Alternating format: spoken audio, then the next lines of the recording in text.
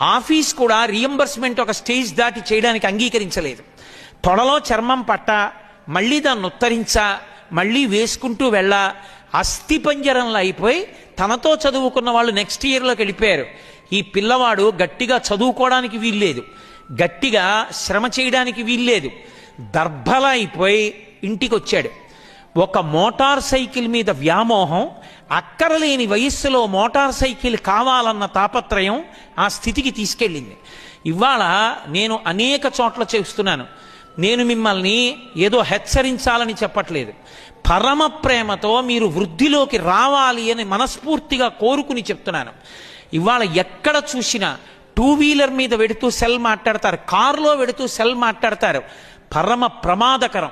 mind అనేటటువంటిది ఒకసారి divert అయితే, మాట్లాడుతున్న విషయం మీదకి వెళ్ళిపోతే, గభాలన పక్కన ఏముందో